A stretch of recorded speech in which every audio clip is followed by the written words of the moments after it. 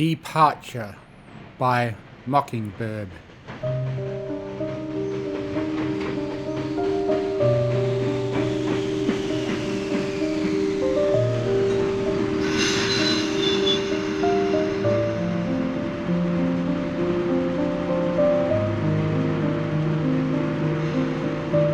So, you're leaving?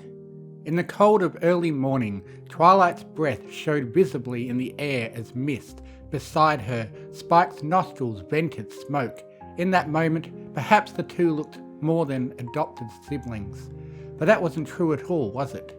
In either case, might forget or become confused.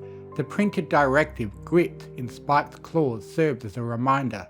Twilight touched his shoulder with one forehoop. "Be careful out there. You're hardly more than a pup." He half grinned. "Oh, I'm big and fierce. I'm sure I'll be fine." Twilight forced a giggle. "Yes, Spike." She rubbed the frill on his head. "You'll be fine. Sometimes I just forget, you know. I think of you as my little brother." "I am your little brother." "Yes, but even before Turek exploded the library, you used to run it some days practically on your own. And now, I still depend on you to help me with paperwork and such. I mean, until now." "Yeah," he nodded, "but I guess there's no help for it. I've got to go." A passing Pegasus spat on the train platform. The pony might have intended to splash Spike's shoes. In the greater scheme of things, did it really make any difference? Spike was unharmed, and soon he would be far, far away. Ponyville a distant memory. He might never see Ponyville again. Another passing pony stopped. She glared at the pair, but mostly at the young dragonling. "I see he's still here." "Yes," Twilight agreed. "This is his last day. The schedule gives him until noon to leave." "I suppose you want me to feel sorry for him?" Twilight said nothing.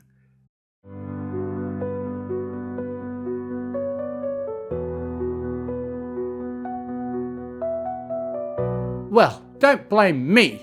This is the fault of ponies like you, you know." "What? How is this my fault?" "You convinced him and other dragons like him they were like ponies. You told them they could live like us, beside us." Twilight said in a carefully controlled tone, sounding only a little angry.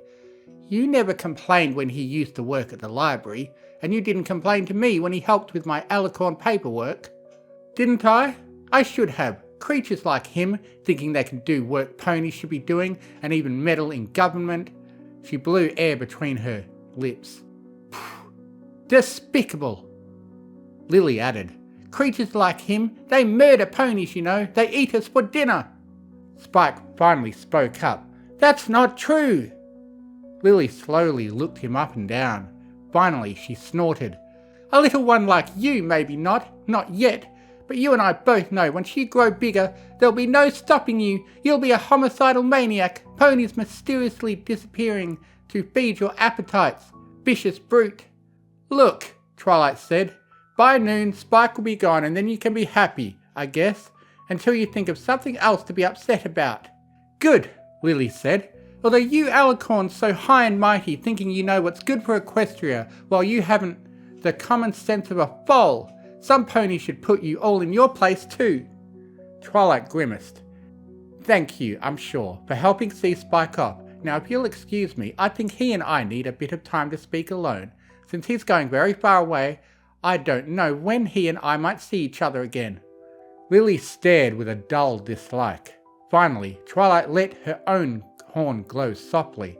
Lily flinched, then walked away. "Do you have to do that?" Spike asked. "It seemed to me Lily thought you really might hurt her." Twilight snorted. "I've got only so much time for bullies. It isn't much different from when you and I were in school. Some bullies, you have to make them afraid of you, or they'll be harassing you forever." Spike sucked air between his teeth. "She's afraid of me, or at least she says she is, and that didn't stop ponies like her from voting to kick me and all the other dragons out of Equestria." Twilight sighed. "Maybe you're right. Why do you have to make so much sense, Spike?" He shrugged. "Kinda wish I didn't, at least that one thing." Twilight looked up at the sky.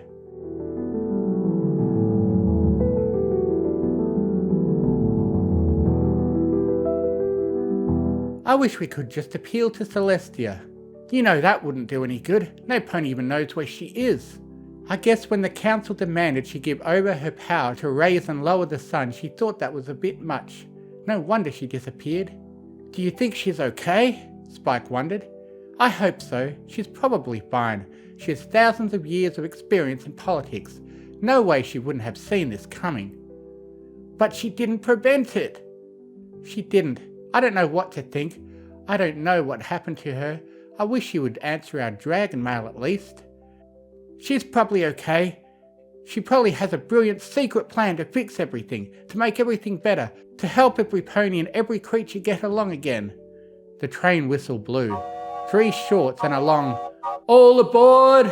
called out a conductor. "Last boarding call for the non-pony creatures removal special. Last call to board the special." "Guess I gotta go." Spike picked up his suitcase. Tears welled in his eyes. He leaned forward, kissing Twilight's cheek. "See you sometime, I hope." "No." "What?" "Get on." Twilight pushed Spike with her magic, lifting him through the train's car doorway and partway up the steps, following close behind. Twilight boarded the train too. So early in the journey, this car had only 2 other creatures. A dragon pup dozed, curled up on a bench seat.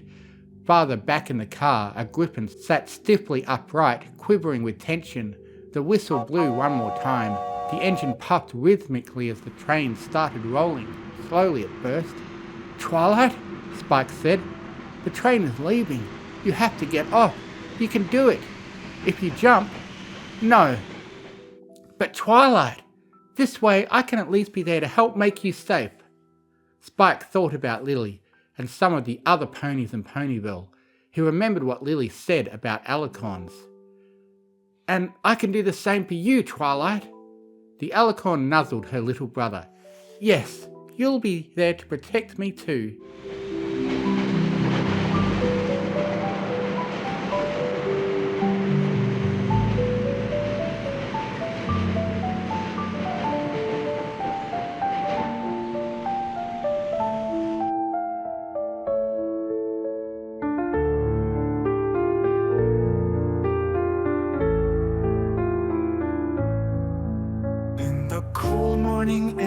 Breathe hangs like mist. Twilight and Spike share one final hug and twist. A directive in his claws, fate's cruel demand. He's leaving Ponyville for a distant foreign land. The whispers follow them, hatred in disguise. "You're not one of us," said with venom in their eyes. Twilight's heart is heavy, but her resolve is strong. She won't let go, even though it feels so wrong. On the train that's bound for nowhere, Twilight stands beside her friend. Through the tears and bitter farewells, they'll hold on till the very end. Together they'll face the unknown, wherever this path may lead. Twilight and her dragon brother, in this world, it's all they need.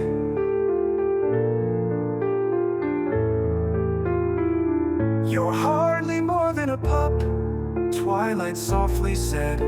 But Spike grinned back, trying to hide his dread. Ponies glare with Spike, spitting on his name, fearing what he'll grow into, casting all the blame. Twilight knows too well the cruelty of their words, but she won't leave him to face a fate he doesn't deserve. The whistle blows, the train starts to roll, a journey to exile, to the loss of his soul.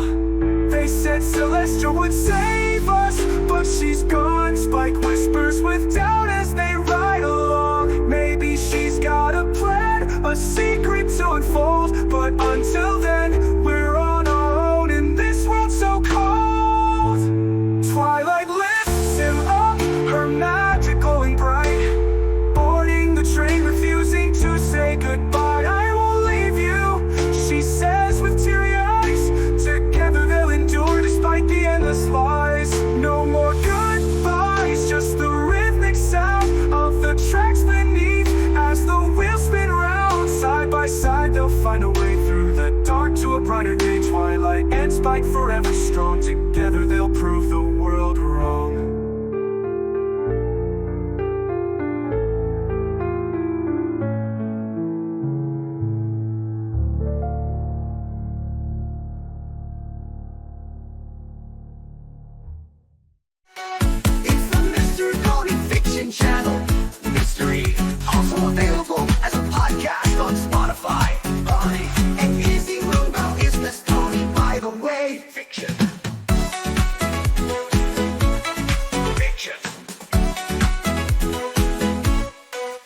make sure to like, comment, and subscribe.